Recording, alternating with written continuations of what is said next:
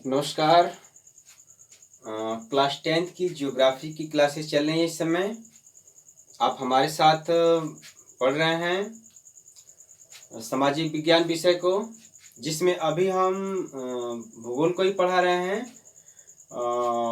इसके साथ साथ क्लास 9th की भी क्लास हम ले रहे हैं। ठीक है।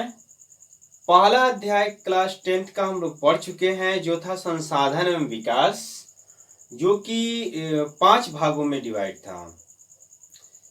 इसमें हम 5वां जो भाग है पीडीएफ फाइल का भी लिंक दिए हैं, जिससे आप लोग नोट्स भी बनाते रहें। आपको असुविधा ना हो, आपके नोट्स भी बने। ठीक है। तो उसका लिंक है डिस्क्रिप्शन में, आप वहां से पीडीएफ फाइल डाउनलोड करके पहला अध्याय कंप्लीट कर लीजिए, और वीडियोस नहीं देखे हो तो आप उसको देख भी लें। और हमारे चैनल को आपसे रिक्वेस्ट है कि सब्सक्राइब कर लें, लाइक का बटन दबा दें। ठीक है, जिससे सभी वीडियोस आप तक पहुंचते रहें। तो आइए आज हम क्लास 10th का ही दूसरा अध्याय लेके आप लोगों के बीच में है, जो है वन एवं वन्य जीव संसाधन से संबंधित। इसमें जो हम पढ़ेंगे वन्य जीव के बारे में पढ़ेंगे। ठीक है। तो देखें, सबसे पहले क्या है भारत में वनस्पति जात और प्राणी जात। भारत में वनस्पति जात और प्राणी जात के बारे में हम देखेंगे। तो बात करते हैं सबसे पहले जैव विविधता की। तो भारत जो है विश्व के सबसे समृद्ध देशों में से एक है जैव विविधता की दृष्टि से। यहाँ पर विभिन्न प्रकार के वनस्पतियां, वन्य जीव, प्राणी पाए जाते हैं। इसमें बहुत से ऐसे जीव हैं जो आज भी अपने अस्तित्व को बनाए हुए हैं, जबकि कुछ ऐसे जीव हैं या वनस्पतियां हैं जो कि या तो विलुप्ति की कगार पे पहुंच चुकी हैं या विलुप्त हो चुकी हैं।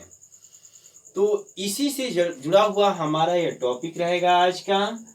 ठीक है। तो आइए इसको समझते हैं, थोड़ा सा यहाँ से शुरू करते हैं।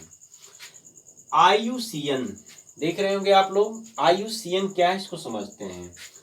इसका फुल फॉर्म है international union for conservation of nature. इसको हिंदी में कहते हैं अंतर्राष्ट्रीय प्रकृति एवं संरक्षण संघ। इसका गठन जो किया गया 1956 ईस्वी में किया गया, और इसका मुख्यालय स्विट्जरलैंड में स्थित है। इसके बारे में जानते हैं क्या है। यह एक अंतर्राष्ट्रीय संस्था है जो विलुप्त हो रहे जीवों, सुभेद जीवों तथा पादपों से संबंधित रेड डेटा बुक जारी करती है। यानी यह एक ऐसी संस्था है जो जीवों या वनस्पतियों के संबंध में यह प्रकाशित करने का प्रयास करती है कि कौन सा जीव किस श्रेणी में है, किस कगार पे है, या कोई जीव अपने अस्तित्व को बचाए हुए है, या वो उसके जीवन पे कोई खतरा है, या वो विलुप्त हो चुका है। इससे संबंधित यह रिपोर्ट प्रकाशित करती है संस्था। ठीक है। इसकी श्रेणियों को यहाँ दर्शाया गया है। IUCN ने कितनी श्रेणियों में जो है कि विभाजित किया है जीवों के आवास को देखते हुए, कि जीव कहाँ तक सुरक्षित है या संकट श्रेणी में है। ठीक है। तो चलिए इसको थोड़ा समझते हैं। IUCN की संकटग्रस्त श्रेणियां कौन कौन सी हैं। देखें, इसमें श्रेणियां हमने यहाँ लिख रखा है। सामान्य जातियां, संकटग्रस्त जातियां, सुभेद जातियां, दुर्लभ जातियां, विलुप्त जातियां, स्थानिक जातियां। इसमें थोड़ा थोड़ा सा अंतर है, और यहाँ से ही प्रश्न पूछ लिए जाते हैं, और यह उदाहरण के तौर पे पूछ लिया जाता है कि कौन सा जीव किस श्रेणी में है। तो इसको बहुत ध्यान से समझेंगे। चलिए सबसे पहले देखते हैं सामान्य जातियों को। सामान्य जाति श्रेणियां किसको कहेंगे। जैसे नाम से स्पष्ट है, सामान्य जातियां वे जातियां जो कि जीने के लिए अनुकूल मानी जाती है, इनकी संख्या पर कोई प्रभाव नहीं पड़ता है। जो जीवित रहने के लिए सामान्य मानी जाती है उसको हम सामान्य जातियां कहते हैं। जैसे मनुष्य है, ठीक है, एक सामान्य है, इसकी संख्या पर, या ये कहें कि ऐसा नहीं है कि लुप्ति के कगार पे है, सामान्य है। ऐसे कोई पशु है जिसको सामान्य स्थिति में हम देख सकते हैं, ठीक है, यानी वो अपने परिवेश के साथ अनुकूलित होकर के अपने अस्तित्व को पूर्णतः बचाए हुए हैं। दूसरा देखेंगे संकटग्रस्त जातियां फिर किसको कहेंगे। संकटग्रस्त जातियां उसको कहेंगे वे जातियां जो लुप्त होने की कगार पे आ गई हैं। वे विषम परिस्थितियां जिम्मेदार रही होंगी जिसके कारण वे लुप्ति की कगार तक पहुंच गई हैं। अगर ऐसी परिस्थितियां जारी रहती हैं जिसके कारण ये लुप्त की कगार पे पहुंची हैं तो वे विलुप्त भी हो सकती हैं। इसमें कौन कौन सी जातियां, कौन कौन से जीव आते हैं जो संकटग्रस्त श्रेणियों के अंतर्गत हैं। देखें इसमें कि काला हिरण, काला हिरण, मगरमच्छ, संघाई मणिपुरी हिरण, ये जीव ऐसे हैं जो कि लुप्त होने की कगार पे हैं, ठीक है, इनको कहा जाता है संकटग्रस्त जातियां। दूसरा है सुवेद जातियां। सुवेद जातियां उनको कहते हैं जिनकी संख्या घट रही है। पहले तो सामान्य थे, लेकिन यह कह लीजिए कि कुछ ऐसी विषम परिस्थितियां रही, मान लीजिए उनका आवास छिन गया, या वो बदलते परिवेश के साथ अपने आप को अनुकूलित नहीं कर पाए, जिसके कारण उनकी संख्या में धीरे धीरे अब कमी आने लगी, तो उसी को कहते हैं सुवेद जातियां। यदि उनके प्रतिकूल परिस्थितियों पर नियंत्रण नहीं स्थापित किया जाता है तो यह जो है संकटग्रस्त श्रेणियों में आ सकते हैं और फिर लुप्ति की कगार में भी जा सकते हैं, यानी विलुप्त हो सकते हैं। इसमें कौन कौन सी जीव इस समय रखे गए हैं इस श्रेणी में, इन जातियों में, देखेंगे कि गिद्ध, गिद्ध जिसकी संख्या में कमी आई है, यानी वो सुवेद की श्रेणी में है। एशियाई हाथी, गंगा नदी डॉल्फिन, जो कि हमारा राष्ट्रीय जलीय जीव है। तो ये जीव है, आपको ध्यान रहे कि उदाहरण भी याद करना है कि कौन सा जीव किस श्रेणी का है, किस जाति का है। अगला देखेंगे दुर्लभ जातियां। दुर्लभ जातियां किनको कहेंगे?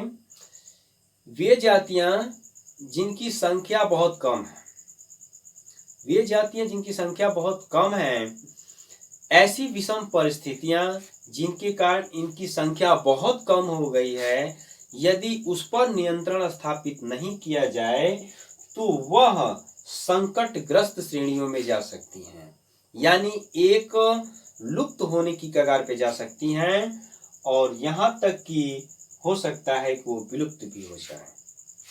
ठीक है, तो यह है दुर्लभ जातियां। इसमें कौन कौन से जीव आते हैं जिनकी संख्या में बहुत कमी आई है, ठीक है, बहुत कम है जिनकी संख्या। हिमालयन भूरा भालू है, रेगिस्तानी लोमड़ी है, ठीक है, ये दो उदाहरण आपके सामने हैं। अगला है विलुप्त जातियां। विलुप्त जातियां नाम से ही स्पष्ट है, हम लोग जानते हैं कि विलुप्त जातियां किसको कहेंगे, जो जातियां विलुप्त हो चुकी हैं। हम लोग जानते हैं डायनासोर सब बच्चे बच्चे की जुबान पे होता है, लेकिन हमें उदाहरण के तौर पे यही नहीं, सिर्फ डायनासोर ही नहीं जानना है कि डायनासोर विलुप्त हो चुका है। देखें क्या इसमें, एशियाई चीता, एशियाई चीता जिसको सन 1952 में ही घोषित कर दिया गया कि अब विलुप्त हो चुका है। इसी प्रकार डोडो पक्षी है, गुलाबी सिर वाली बत्तख है, ये विलुप्त हो चुके हैं। ठीक है, छठा है अस्थानिक जातियां। जैसे कोई जीव एक अनुकूल परिस्थिति में ही अपने आप को जीवित अस्तित्व में बनाए रख सकता है, तो कुछ जीव ऐसे होते हैं जो किसी स्थान विशेष पे ही पाए जाते हैं। जैसे मरुस्थलीय क्षेत्रों के जीव अलग होते हैं, उनका अनुकूलन है। ऐसे ही बर्फीली क्षेत्रों में रहने वाली पैंगुइन है ना, तो इस तरह के जीव। तो इसमें देखेंगे स्थानिक जातियों में अंडमानी टील, ठीक है, अंडमानी टील है, निकोबारी कबूतर है, जो कि पाए जाते हैं एक स्थानीय क्षेत्र पर अंडमान निकोबार द्वीप समूह पर, है ना। फिर आगे देखते हैं, इसमें एक और यहाँ पर एक हेडिंग है, इसको समझते हैं क्या है। वनस्पति जात तथा प्राणी जात के ह्रास के प्रतिकूल कारण, यानी जो वनस्पति जात है या फिर जो प्राणी है, इनके ह्रास के, यानी इसमें जो संकट की स्थिति आई है, संख्या में जो कमी आ गई है, इसके प्रतिकूल कारण परिस्थितियां क्या रही हैं, क्या परिस्थितियां ऐसी रही हैं जिसके कारण इस प्रकार की श्रेणियों में आ चुकी हैं। तो पहले तो ये जानिए कि मानव का जो है प्रकृति से गहरा संबंध रहा है, और मानव अपने दैनिक जीवन की आवश्यकताएं भी प्रकृति से जुड़कर ही पूरी करता है। जैसे वनों का काटना, एक तरीके से देखा जाए तो ईंधन की प्राप्ति के लिए, ठीक है, या फिर मान लीजिए उद्योगों के लिए कच्चे माल के रूप में, जैसे रबड़ उद्योग है, ठीक है, या वनस्पतियों का औषधि निर्माण में प्रयोग किया जाता है। तो ऐसे भी जो है कि इसमें कमी आई है। दूसरा यह है कि बढ़ती जनसंख्या के कारण क्या हुआ है कि एक समस्या यह है कि आवास की, तो मानव आवास मुहैया कराने के लिए और इसके साथ ही उसके खाद्यान्न की आपूर्ति के लिए, भरण पोषण के लिए, कृषि योग्य भूमि के विस्तार करने के लिए वनों का विनाश कर दिया गया है। यानी बढ़ती आबादी को बसाने के लिए और कृषि योग्य भूमि का विस्तार करने के लिए देखेंगे कि ज्यादा से ज्यादा वनों का कटाव कर दिया गया, जिसके कारण वनों के प्रतिशत में कमी आई, या वनस्पति जात कुछ ऐसी भी वन है जो विलुप्त हो चुके हैं। दूसरा यह कि औपनिवेशिक काल में देखेंगे कि जब रेलवे का विस्तार किया जा रहा था, तो ऐसे में क्या किया गया कि चीड़, पाइन, देवदार के वृक्षों को काट दिया गया स्लीपर बनाने के लिए। तो इस प्रकार भी वनों में कमी आई। एक है झूमिंग कृषि। झूमिंग कृषि जो है कि कृषि का प्राचीन रूप है, जिसमें वनों को काट के साफ कर दिया जाता है और कृषि योग्य भूमि में बदल दिया जाता है। इससे भी वनों में कमी आई।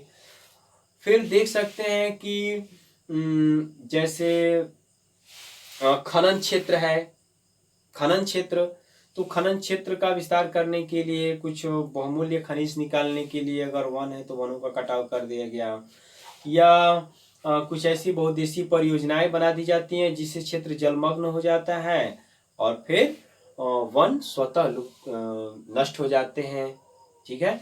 तो यह कुछ कारण रहे हैं जिसके कारण वनों के प्रतिशत में कमी आई, और ह्रास का यह कारण रहा। और आप जानते हैं कि वन शुरू से ही वन्य जीवों का आवास रहे हैं, तो वन वन्य जीवों का आवास है।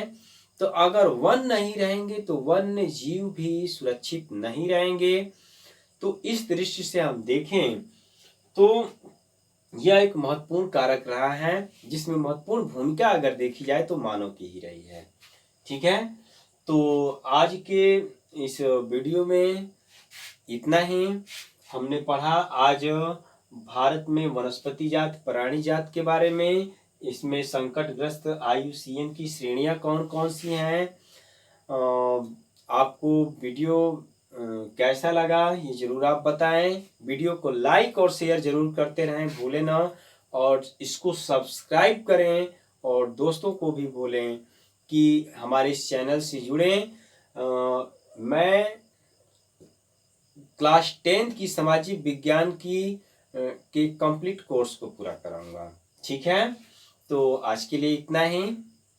Okay, thanks.